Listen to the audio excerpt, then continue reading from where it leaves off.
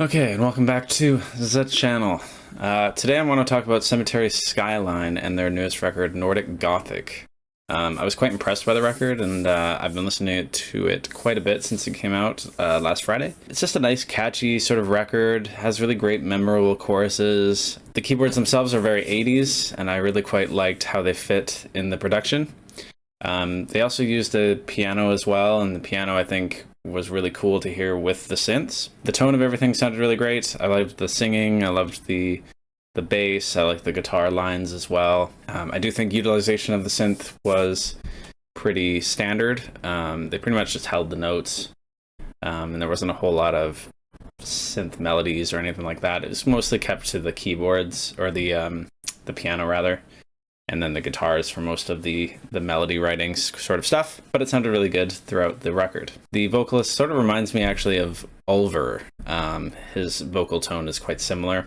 I know he's from Dark Tranquillity and stuff as well, so I should listen to them a little bit more.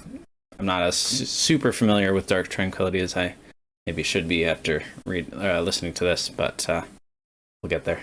The songs are a bit simple, but that's sort of by design. They're meant to be these catchy kind of singable sort of songs, but it does sort of hit cliches at certain points, just with the way the synth sounds and the keys and everything else, especially some of the ballads. They're cheesy, but they're sort of cheesy in a good way, which is fine.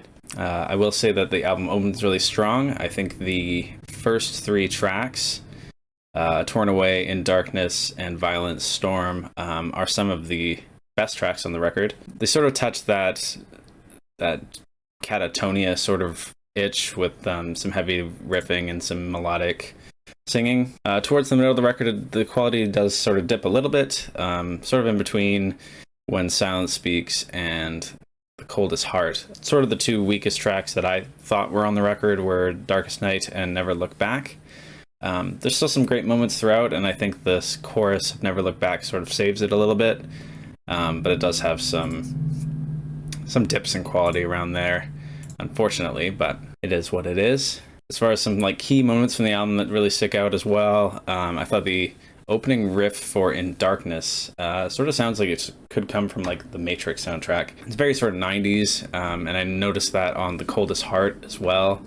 It has that sort of 90s typo negative sound. And that's pretty much what I noticed from the record the first few times I've listened to it. I did listen to it again this morning to sort of remind myself how the album sounded, and yeah, it's a lot of fun. The opening riff in Behind the Lie is really killer, and the bridge has like a cool Flesh God Apocalypse sounding breakdown. So they've definitely had some really creative moments and inspiration throughout the record. The 48-minute runtime is good because it doesn't get boring or dragged out. A lot of the songs are quite short. They're usually, well, 4 to 5 minutes, which I guess is not super short by most standards.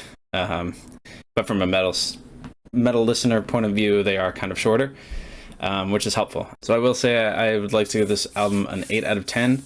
It is strong and really enjoyable. It's very catchy. It's sort of got that gothy tone to it. I do think, however, some of its cheesier moments and then the weaker midsection and then the overuse of certain synth sounds sort of keep it from being a 9 out of 10 or a 9 or a 10. But I've been going back to this album since it came out, and actually even earlier through the singles they released as well. I have a friend who's a big fan. Shout out Kurt. I do think it's a strong record, and it's one I'll continue to go back to.